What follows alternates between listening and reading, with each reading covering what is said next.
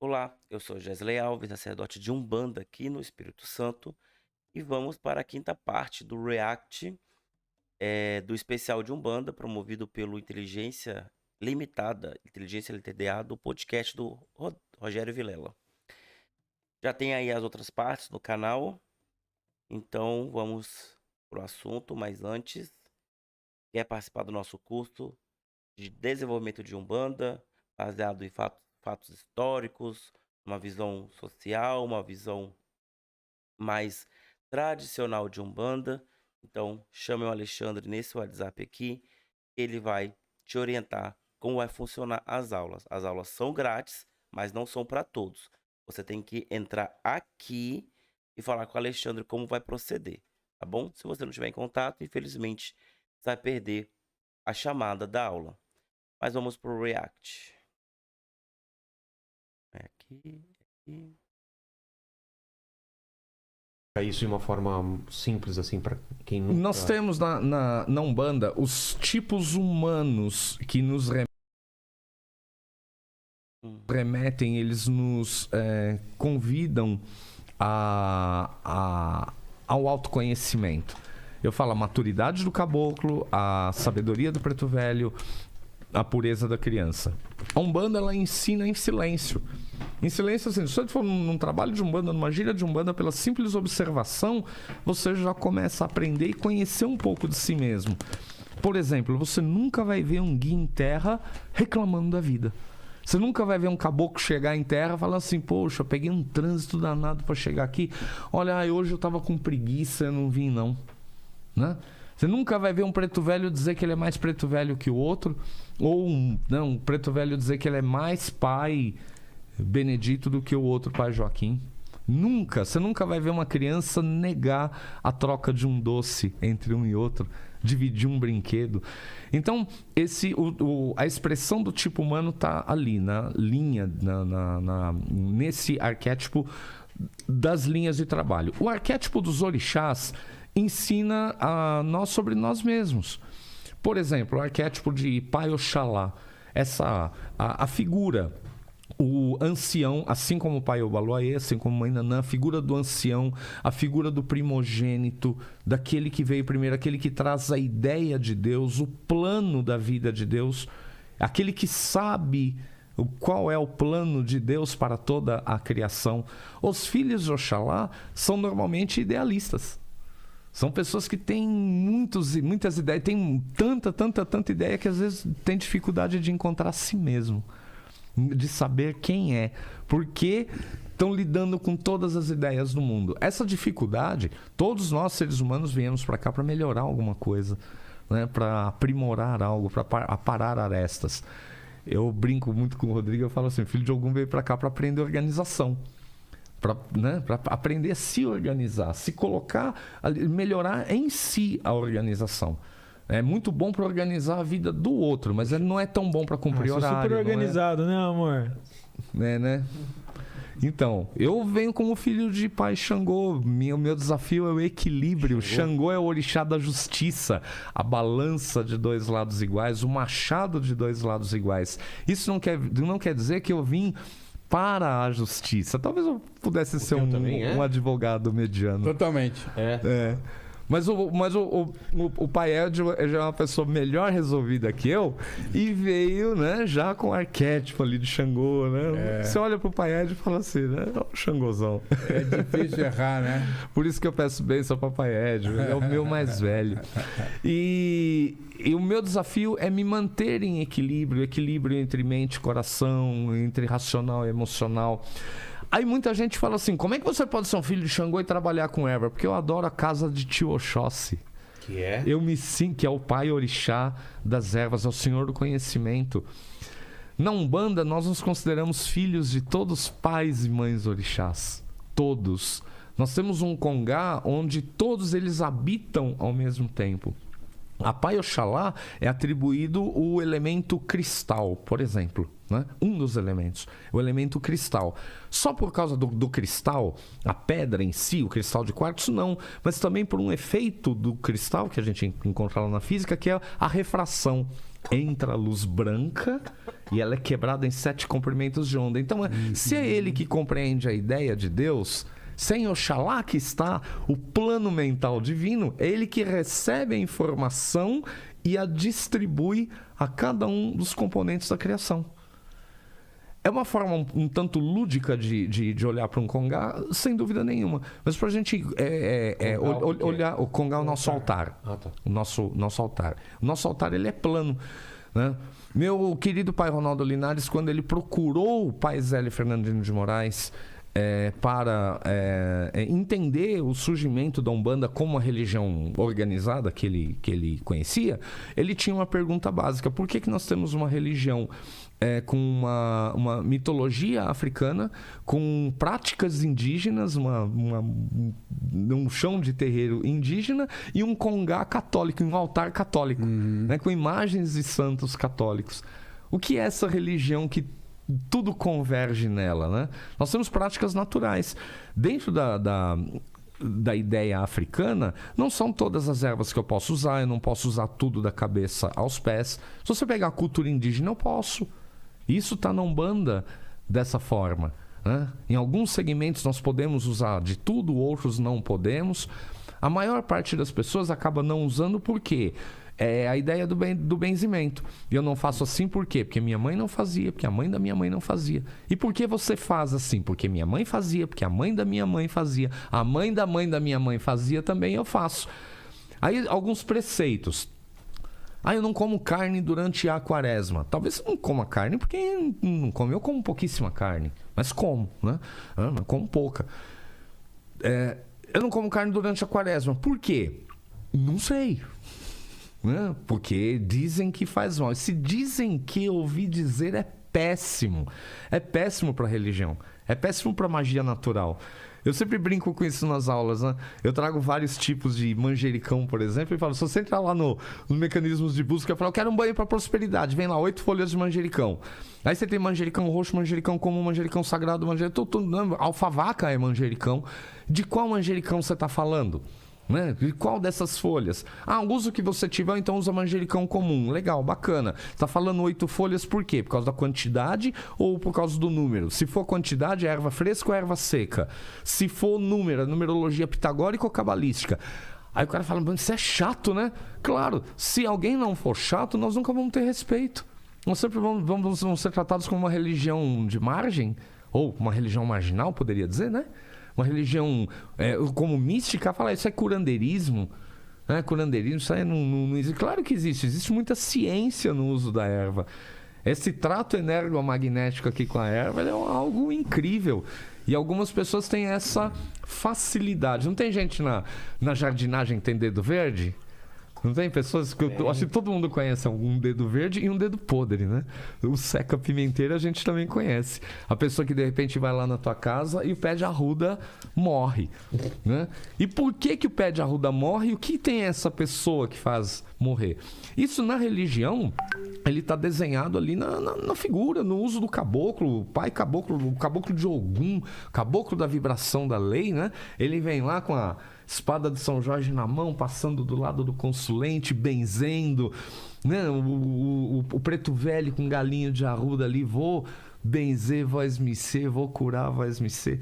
Nós vemos isso ali dessa forma prática. E o que ele tira dali? O que é que tem? Né? Ele reza. Ele vai pegar, preto velho vai pegar ali um raminho de arruda, assim como eu dei o exemplo da reza das pétalas de flor lá para depositar para a mãe manjar. Pai velho vai pegar o raminho de arruda, vai benzer o seu médium ali, né? Vai benzer, vai pegar, vai fazer a sua reza ali silenciosa, e daqui a pouco vem um consulente e ele benze a pessoa. Um benzedor sabe fazer isso, muitas vezes de forma empírica, né? Ele pega aquele raminho de erva, ele sabe que tem que fazer um sinal da cruz, e o sinal da cruz não é católico, a gente tem que lembrar disso, né? A gente está falando de alto, baixo, esquerda, direita, nós estamos falando dos 4 polos cardeais: norte, sul, leste, oeste. Ele faz um sinal da cruz em si, ele benze, guarda, protege a si, prepara o seu campo para entrar no campo energético do outro, no corpo espiritual do outro, nos chakras do outro, no perispírito, no psicossoma. Chame como quiser, da forma que quiser, que vai estar tudo certo. Aliás, tem uma coisa que é legal a gente lembrar. Não tem nada mais errado do que achar que o outro está errado, né? Não tem nada mais errado do que achar que o outro está errado. Isso aí pode ser a frase lá. Como é que é o Elon Musk? Nem tá errado. Mas continua lá nos arquétipos pra gente não sair não vou perder, né? Não vou perder. Ah, então. Você é ariano também, Diogo? Sou escorpião. Escorpiniano. Escorpiano, a gente se entende. Só pra constar, assim, só eu que tô cobrando. A gente falou de dois. Eu sou geminiano. Sim. São quantos no total? Não, são diversos. Não tem 256. Como a gente, A gente acaba não tem como a hoje. gente mesmo? falar de todos, mas nós podemos falar, por exemplo, das bênçãos, as forças de Mamãe Oxum. É legal a gente entender que o orixá não tem a característica humana, ele tem a forma humana que nós damos a ele. Mãe Oxum, ela não é a deusa orixá ciumenta. Ciúme é uma característica humana. Ela é a mãe expressão do amor. Hã? Se de repente uma filha de Oxum é exacerbada no ciúme, é outra conversa. É a mesma coisa de Mãe Ansã, a nossa mãe santa guerreira, aplicadora da lei divina, a mãe do direcionamento. É a mãe que coloca cada coisa no devido lugar. Hã? Uma filha de Ansã não vem pra cá com a espada na mão para colocar ordem na vida do outro. E nem para gritar e de um jeito grosseiro ser, né, a aplicação da lei na vida do outro. Isso é falta de educação. E não é legal colocar a culpa da falta de educação no orixá, né? Aí a pessoa tem que se entender consigo própria e entender que ela veio para cá para direcionar a si mesma. Para entender que caminhos, direções começam dela. E ela começa a oferecer isso ao meio pelo próprio exemplo, né? Nós vemos falar de arquétipo e falar de erva, falar de tudo, muitos profundos conhecedores da superfície das coisas, né? Isso é interessante, que está em todos os lugares, né, doutor Ed? No direito a minha também. dúvida em relação aos arquétipos ela sempre vem relacionada a um tipo de ensinamento, um tipo de voz, um tipo de comportamento, né? Comportamento, ensinamento, voz, desafio. O arquétipo está ligado ao seu desafio de vida, à sua característica. De falar, independente, né, É que o arquétipo, na verdade, foi uma intervenção, digamos assim, que a academia fez. Alguns caras fizeram de tentarem dizer o seguinte: como você tem essa linhagem e o panteão dos orixás, realmente os tipos, os nomes, as espécies de orixá são muitas. Há quem fale em 400, enfim, o número é muito grande. No Brasil, alguns orixás se popularizaram mais. Exato. Uhum. Né? Então, alguns são famosos pelas cantigas, ou porque são alvos preferenciais da intolerância religiosa. Exu, acho que talvez é o mais Exu é muito popular, associado ao demônio, né? Quando falam. Qual é a figura do Exu? É o mais popular, né? Exu. Por exemplo, nesse aspecto de correlação, Exu é um orixá controverso, né? Ele é disruptivo. Então, no processo de moralizar a sociedade dentro de uma caixinha, que era a ideia do catolicismo, então ele representava aquilo que é subversivo, aquilo que não dá para enquadrar pelo entendimento próprio mitológico, né? Então, mas isso começou por um preto lá, que foi, quando criança, capturado pela naus britânica. Antes que ele comece, já sei exatamente o que ele vai falar, que é o discursinho deles. Essa demonização de Exu não começa a partir disso aí, não, tá? Eu já refutei outras vezes isso aí, se não me engano foi o Alan Barbieri, ele faz esse discurso lá no começo do canal. É aquela coisa, vou colocar a culpa no preto. Nada a ver. Não se explica o processo. O processo é histórico e é católico, é jesuíta, é colonizador, é escravagista. Aí vai, escolhe um preto para colocar a culpa. É como se fosse, Zumbi dos Palmares não é herói porque ele tinha escravo. Tá, e o resto da história? E o resto das fontes? E o resto de tudo? Mas prossiga. Que tava num tumbeiro, né, num navio negreiro sendo transportado, e foi feito ali a intervenção. Eles conseguiram capturar, porque a Grã-Bretanha nessa época já estava impedindo que permanecesse o tráfico, né? E tinha um garoto lá, o Ajay, que aí foi capturado e foi absolvido ali, foi absorvido por uma escola anglicana, foi adotado e foi educado. Então ele vai ser batizado, vai ser preparado e vai virar o bispo anglicano Samuel Ajay Crowther. E esse vai ser um cara muito importante no final do século XIX, início do século XX, que em 1902 ele já teria antes, ali em 1890, ele constitui, ele escreve, né, prepara a gramática iorubá. Iorubá era só um dialeto, não era uma língua, né, ela não tinha regra. E aí então ele vai fazer isso, vai criar a gramática iorubá para depois então liderar a tradução da Bíblia na língua iorubá. Não sei de onde eles tiraram essa história, mas todos eles que vêm dessa forma de pensamento têm essa história como argumento. Essa história pode ter até ocorrido isso sim, mas não é o começo da história da demonização de Exu. E olha como diversos preconceitos são colocados com essa história. Primeiro, a caminhada jesuíta para os povos africanos subsaarianos começa em 1400. Assim quando a Guerra dos 1000 Anos contra os muçulmanos já se finaliza, já se começa a corrida marítima de Portugal, Espanha e tudo mais. Os jesuítas já estavam lá catalogando tudo.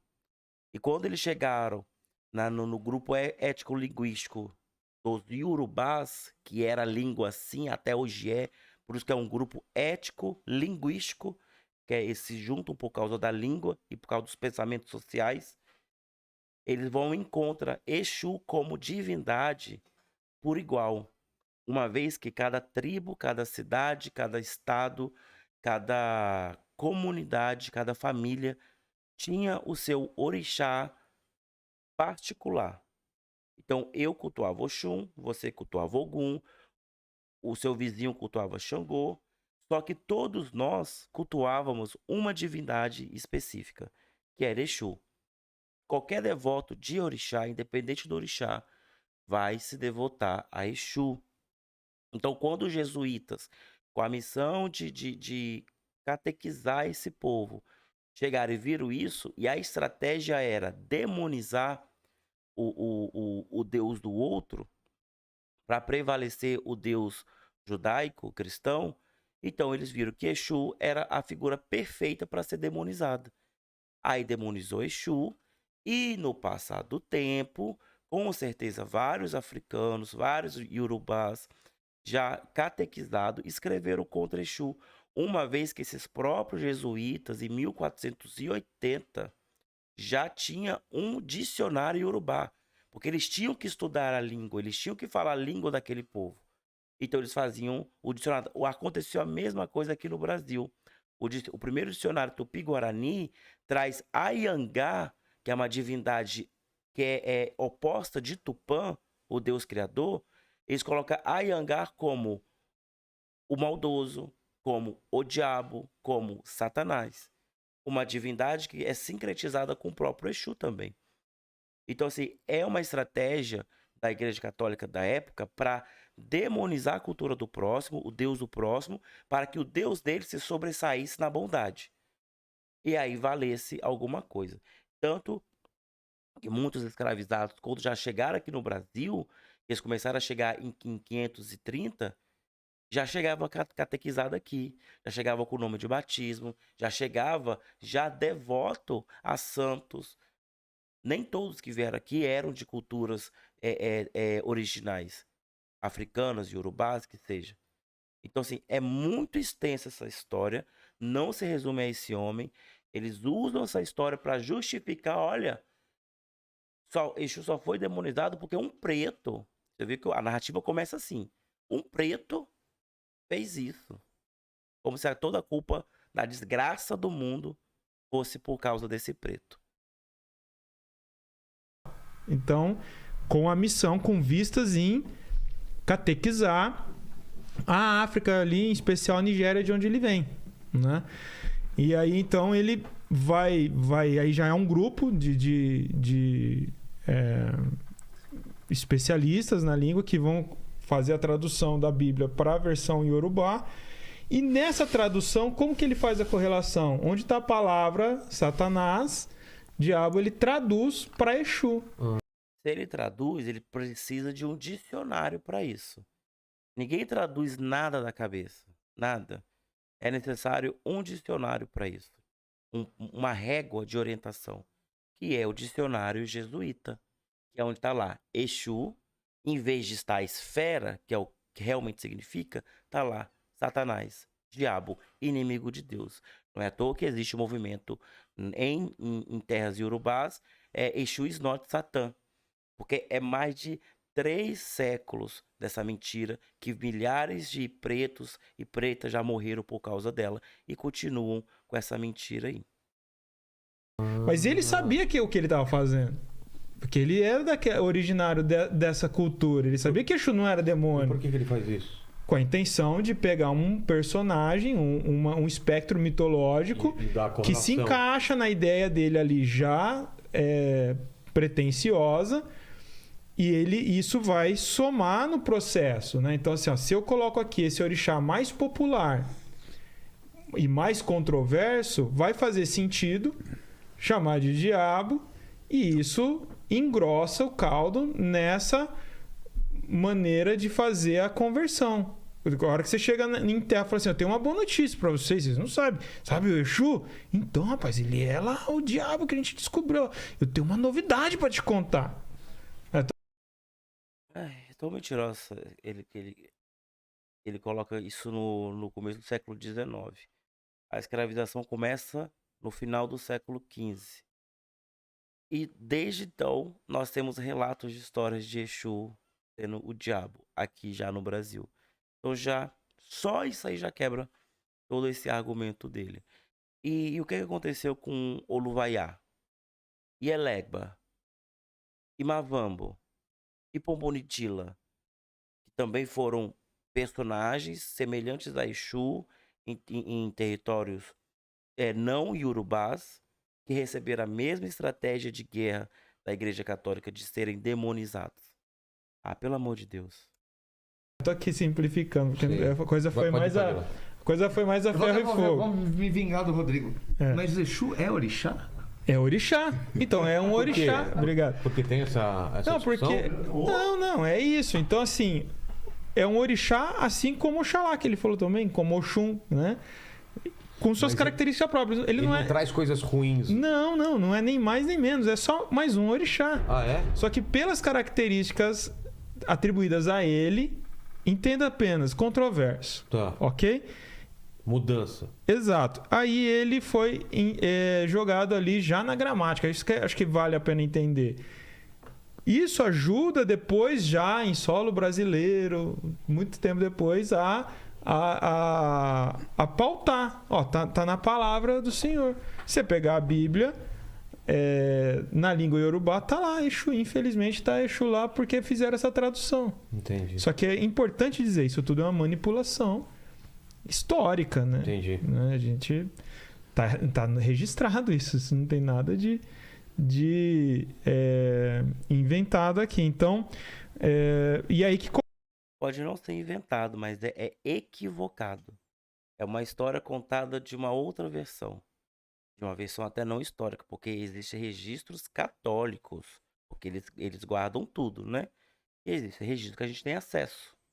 Eu tenho certeza que em Lisboa, na Biblioteca de Lisboa, deve ter esses artigos disponíveis. Porque também eles guardam tudo desse período, que foi muito importante para a história do povo português. Da mesma forma que as cartas de Pedro Álvares Cabral, de Dom João, do Dom Pedro, também estão lá guardadas. Nós podemos consultá-las. Então, acho que vale a pena. Quem realmente tem interesse em saber mais sobre Exu e não quer seguir essa linha de raciocínio simplista, vale a pena estudar mais. Eu, como devoto de Exu, e para mim Exu é o suficiente, não suporto essa narrativa de forma alguma. É simplista até demais para a narrativa deles. Começa, é muito rápido para fazer o dito pelo não dito, né? Contar uma narrativa que não faz o menor sentido, mas que vira verdade, né? Uma mentira contada com contundência. É interessante isso aí. Eles têm esse mecanismo de, quando eles falam algo que não é tão coerente, mas eles precisam ter resposta, começam a jogar essas frases prontas, né? É só fazer uma leitura corporal para saber que ele está tentando desviar o seu pensamento crítico do que tudo aquilo que ele acabou de falar, porque nem ele mesmo acredita no que ele falou. Só fazer uma leitura corporal para perceber isso. Insistentemente ela vira uma verdade, né? E o Preto Velho, a figura dele vem da onde? Já o Preto Velho, a gente tá falando de entidade espiritual, já não é mais orixá. Ah, não? Entendeu? Não. Então, orixá são as divindades. Tá. Ok? Vamos lá. Eles falaram, deixa eu ver, já tem 2h30 de podcast. Nós já estamos indo pro final. O tempo todo eles estão falando que eles recebem orixás na forma de umbanda deles como arquétipos de Deus, como ramificação do poder de Deus. Eles não veem orixá como divindade porque a umbanda deles é monoteísta. Mas agora, na reta final, que eles vão começar a falar das entidades que são realmente o centro da umbanda, eles colocam... Já coloca orixá de escanteio, não, é divindade. Agora vamos falar de entidade. O que é bom, porque eu concordo. Porque orixá é divindade e é tratado de forma completamente diferente e não tem nada a ver com o que está na Umbanda. Mas o orixá, da forma que ele está narrando aqui, como divindade, não traz nada disso que ele está falando. E só dele falar que a entidade não é divindade, já quebra todo o argumento do próprio... Rubens Saraceni, que é a escola com que eles tanto falaram aí que eles seguem, porque o Rubens Saraceni tem diversos livros chamando Orixá Pombogira, Orixá Exumirim, Orixá Preto Velho, que ele quis colocar todas as entidades como fossem orixás. Então só eles mesmos quebram o argumento do seu próprio mestre. Então a gente falou aqui de Exu, falou de Oxalá, de Oxum. Pombagira, Preto Velho. Pombagira, Caboclo, Preto Velho, Criança. Agora tá chegando aí Cosme e Damião, né? Certo. Que é sincretizado com criança, vai ter as festas. Então, você foi a alguma festa de Cosme e Damião já? Nunca comeu docinho? Claro. Então. Toda criança que se preze, né, passou por uma festinha de Cosme e Damião, ganhou um saquinho de Cosme e Damião, comeu aquela pipoquinha, aquelas balinhas, né? Então, aí sim, a gente tá falando de entidades espirituais, são os guias aí, né? Essas que incorporam. São espíritos humanos que incorporam. Os orixás não incorporam. Eles trazem o transe, é uma outra experiência. Parece incorporação, mas não é a mesma coisa. Mas não é a mesma coisa, entende? E aí, as entidades que são espíritos humanos, são nossos antepassados, ancestrais, que Preto estão Velho ali. foi um cara que viveu na Terra. Que viveu aqui na Terra. E aí sim, você vai desenhar o arquétipo agora das entidades. Isso. Não, isso é Umbanda mesmo. Aí você já tá falando muito de Umbanda. Adorei. Agora sim é Umbanda mesmo. Agora sim. O resto não foi, não. Concordo. E eu gosto muito desse tema, porque a brasilidade da Umbanda, ela é muito mais palpável nessa parte da religião. Quando você vê um preto velho, você tem ali o arquétipo do ancião. Sim. Né? Você vê o caboclo, você tem o arquétipo do indígena, ou o ser humano do campo, da floresta, né? Do originário, aquele que está integrado literalmente à natureza, traz muito desse tipo de ensinamento. Você vê a criança, você vê a personificação ali da inocência, da pureza, né? Então, o preto velho da sabedoria, né? O indígena, então, da potência, da jovialidade, né? Do guerreiro. E aí, a pombagira da potência feminina, o arquétipo da mulher livre, bem resolvida, bem sucedida, independente, tudo isso que assusta o machismo, né? Quando aí é que a gente vai abrindo muita janela, vai ficar, acho que, cada vez mais complicado puxar o fio da meada, né?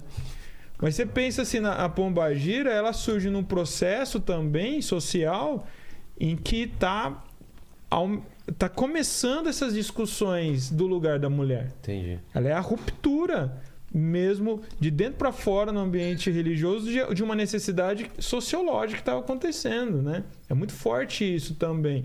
Então, rapidamente ela vai ser confundida com a mulher da vida. Quem é a mulher da vida? A prostituta?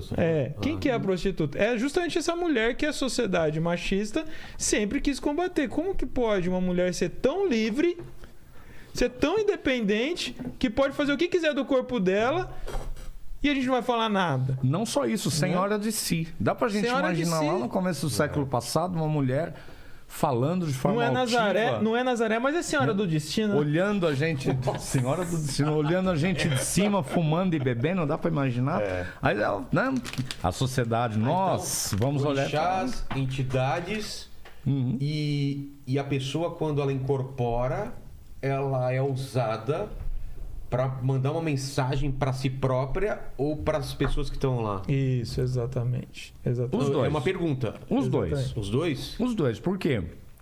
Não tem uma máxima oriental que diz sempre fica perfume nas mãos de quem oferece flores? É a mesma Eu coisa. pedi pro Paquito Se a pegar o mensagem, livro aí. se a mensagem não for para você também, Paquito. não deve fazer sentido pro outro. O livro. Não adianta eu ser um canalha e te passar uma mensagem linda, divina, para você não ser. Ela vai vir contaminada pela... Exato. Então, por isso que eu falei do padrão mediúnico. Minha mãe, ela não tinha incorporação. Minha mãe tinha uma possessão, ela era tomada pelo guia. Minha mãe tinha uma formação básica, ali primária mesmo, mãe de 7 filhos, sou o 7º filho. E ela era... ela passava ali por incorporações e vinham entidades através dela e faziam verdadeiros tratados ali de filosofia, falavam de coisas que minha mãe não teria condição de, ali em plena sã consciência, de falar. O meu padrão mediúnico, do Rodrigo, nosso padrão desse momento aí da década de 70 para cá, é a parceria mesmo. Paquito. Vamos tentar ilustrar aqui pro espectador, né? Entendeu? Pode continuar falando, irmão. Vamos. Dá pra ver aí, Paquito? Tá estourado um pouco a luz, né? Tá estourado ou aí dá pra ver? Não sei se no retorno. Não, dá pra ver, dá pra ver. Ó, então aqui, ó, igual o Pai Adriano tá falando, então aqui você vê o médio, né? Simbolizado aqui nesse desenho. E a entidade junto com ele aqui, né? Essa ilustração Tá. mais próximo possível para entender a incorporação, né? E essa seria uma consulente, uma pessoa que está ali sendo atendida Sim. por esse médium no transe, incorporado. Está dentro aqui de um ponto riscado, que é a magia riscada da Umbanda, né? É um círculo? Com vela, O que um círculo com símbolos, né? E que É um círculo que ele é de feito proteção, e que evoca energias, atuações A específicas. vela serve pra quê? É um caminho? É um ativador, vamos dizer assim, né? E É um aí, elemento de conexão, como nós Exato. falamos de todos eles aqui. São elementos de conexão. E aí ela tá aqui, né? Aqui, hipoteticamente, um mau espírito, uma força negativa aqui e sendo afastada.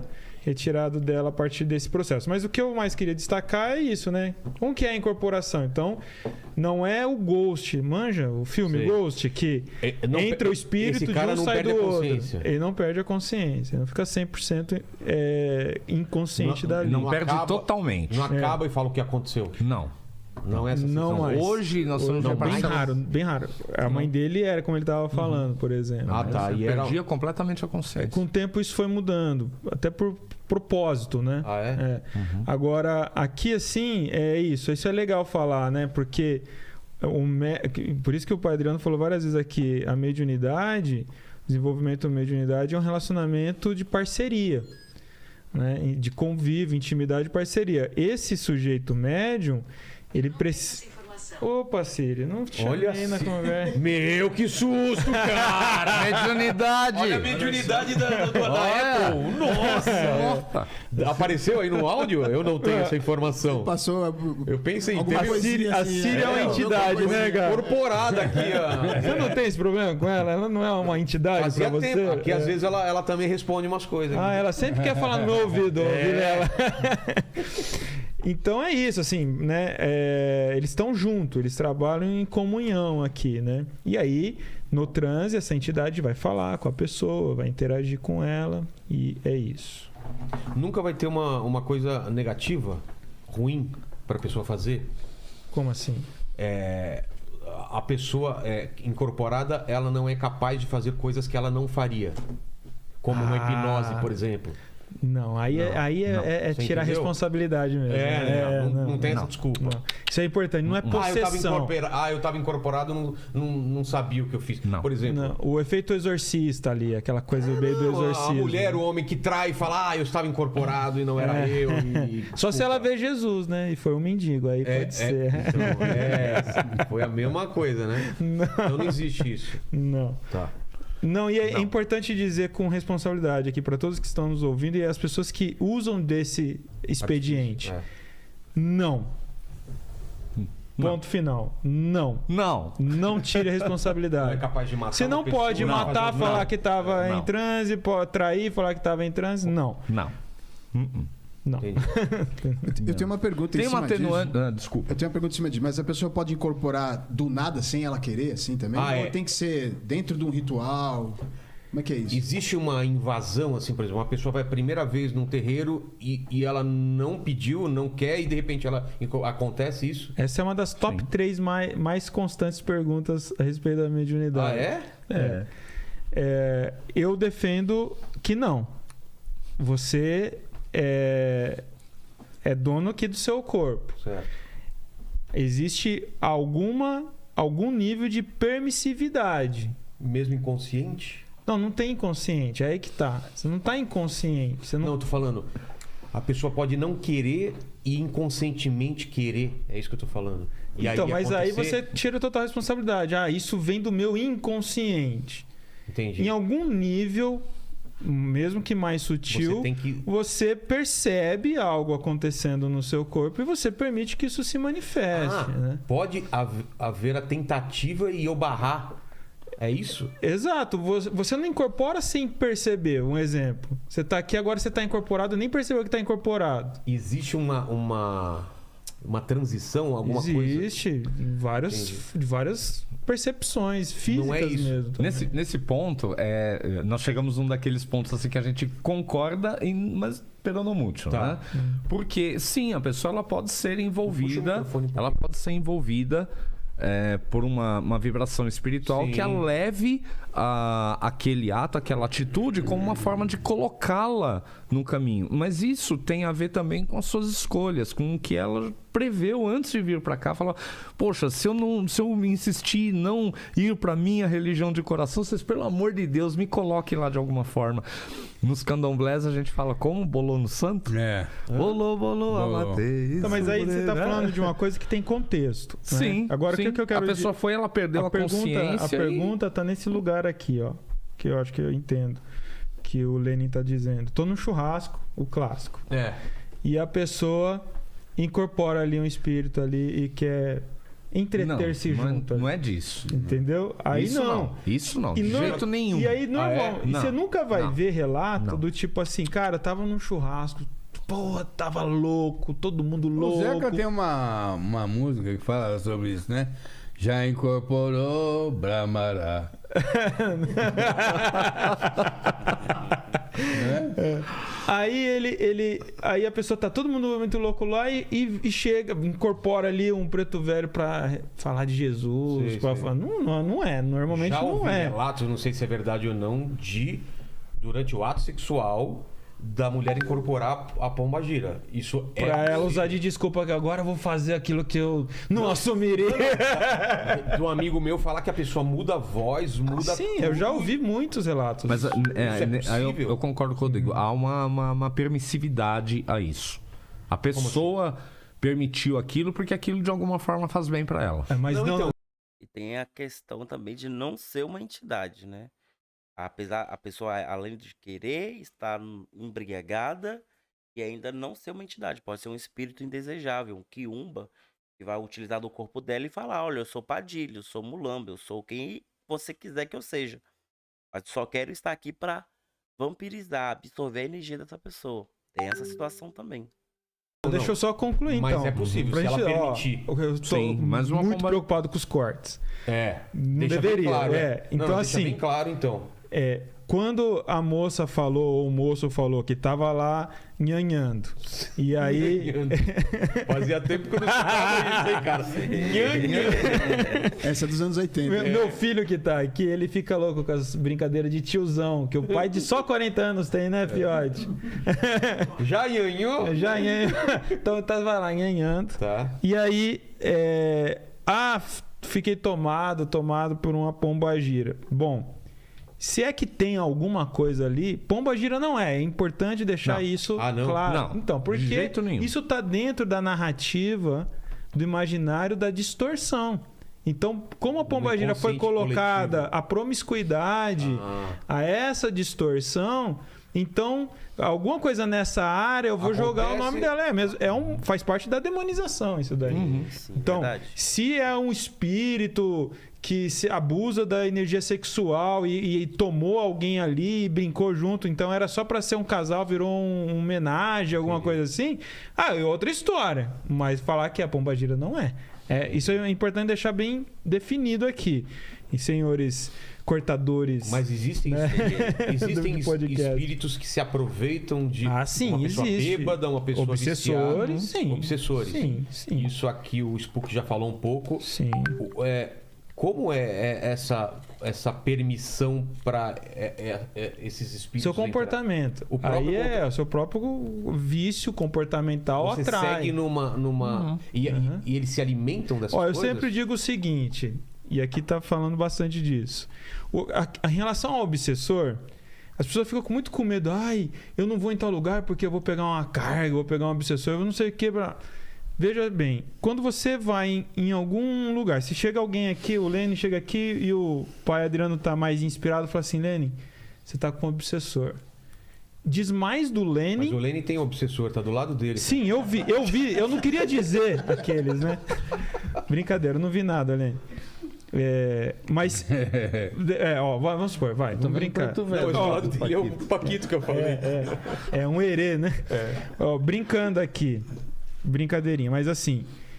O pai Adriano fala: Lene, nossa, tô vendo um obsessor. Isso diz mais do Lenin do que do obsessor. E aí eu vou te explicar. A gente trabalha em frequências, tudo Certo. no universo são frequências, né? E eu tenho um padrão de frequência. Esse meu padrão é definido por somatização emocional, comportamental e hábitos. Basicamente isso. Isso define eu sempre num padrão. Tá. Se tem momentos que eu fico... Alguma coisa me tira muito do sério ou me deixa muito feliz... Você muda... São picos que não alteram meu padrão ainda. Entendi. A não ser que eu vá subindo a fique régua nisso. ou descendo a régua. Então, como ondas de rádio. Claro. Se eu vou criando mudanças de padrão mais ruim, mais energeticamente densa, E eu vou Uma forma mais estabelecendo constante. e eu vou estabelecendo isso como a minha constância. Eu defini um bebo padrão. De vez em quando, de repente eu começo a beber todo dia. De Aí repente você muda o começou a padrão. toda- Virou hábito, Virou hábito. estabeleceu o padrão. Tá, No padrão, você entra num tipo de frequência. entendi. Com isso, você é percebido e atrai frequências energéticas, estruturas energéticas, seres e tudo mais que está naquela frequência. Então, o obsessor é o cara... Eu sempre digo uma frase assim, ó. Obsessor é o hóspede convidado, porém indesejado. O hóspede, Convidado, porém, Indesejado. Indesejado. ninguém quer um obsessor, mas convida. Você convidou de certa Através forma. de si mesmo, do seu Abriu comportamento, brechas. do seu padrão, você atrai ele te vê, pô, Vilela todo dia ele bebe, agora a gente dá pra ser amigo. Tá vendo? né? Parei de beber por causa disso, velho. Tava bebendo demais aqui. Aí, um exemplo, né? A gente, tudo que tira você Claro, não, eu do, também nunca do cheguei a saudável beber, e tal. nunca cheguei a beber Não é desse monarca, aquela coisa assim. Então, aí você... É maconha junto, outra... Mas é padrão que é nocivo, né? Nocivo Sei. pra você e pros outros, né? Aí alguém vem aqui e um espírito vem e se aloca. E, pô, eu também curto a mesma coisa que você. Vamos ser amigos. Tô aqui. E é isso. Então isso diz mais sobre você. Você convida Entendi. ele, mas você não gostaria que ele tivesse, porque a hora que você descobre, puta, que bosta isso, não sei o que, entendeu? Entendi. Então, existe. Mas não é isso- assim, eles saem pegando você Então, facilmente. esse exemplo aí que o amigo meu deu, é mais possível que seja um espírito se aproveitando daquela situação para Se for factual, que de fato factual. rolou homenagem místico ali. Não, mas... homenagem mística? Nossa, eu tava falando... Ele falou de homenagem, eu não tava entendendo. Seria. Ué, Ô, Paquito! Não isso tem, mesmo. não tem uma terceira pessoa ali? É. Então, é isso. Mano, Não é? que tá derrubando as Tá coisas. destruindo, acho que tá incorporado ali. Ó. Aqui tá destruindo tudo. O aí, cara. obsessor do Paquito. Fala, Lene, o que o pessoal tá falando aí? Ó, tem a Luana e a Elis, elas mandaram a Luana tá perguntando sobre a relação da Umbanda com o Candomblé. Tá, eu vou entrar, que vai ser o último corte, que é a diferença entre as religions. É isso aí. É o que você fala. O principal problema desse pessoal é a questão histórica. A questão da leitura histórica que a Umbanda é acoplada. Igual o Rodrigo falou muito bem. Incorporação, obsessão, do obsessor ali, como funciona. Perfeito. Poderia ser melhor a explicação. Não poderia. Os arquétipos de guias espirituais pode ser melhor? Claro que pode. Mas também compreendo que está no podcast. Eles estão resumindo. Entendo. Mas, poxa, cadê? Foi um podcast de 3h30. Foram 10 minutos falando de guia espiritual. E o restante do podcast inteiro sempre batendo na tecla de orixá, orixá, orixá, orixá. É isso que está acabando com a Umbanda hoje em dia. E nada melhor do que uma frase de efeito para me defender do meu problema, do meu erro. Como é a frase que ele colocou, nada mais errado do que achar que o outro está errado. Isso você cria um loop eterno de erro, primeiramente. Então eu também não estou errado por achar que o outro está errado, porque eu estaria errado, você estaria errado se achasse que eu estava errado, só porque eu acho que você está errado. Você torna um loop, né? Então, assim, a frase não tem a ver com o pensamento crítico, com a vivência social deles, com a Umbanda deles, com a forma de ver o culto deles. Não tem problema nenhum. O problema está na narrativa de que querem se apropriar literalmente do orixá e falar, olha, vocês aí que cultuam o orixá de forma tradicional, que venceram a escravidão guardando esses orixás no seio íntimo de vocês, nós também temos orixá igualzinho ao de vocês. Não tem problema. Nosso orixá é idêntico ao de vocês.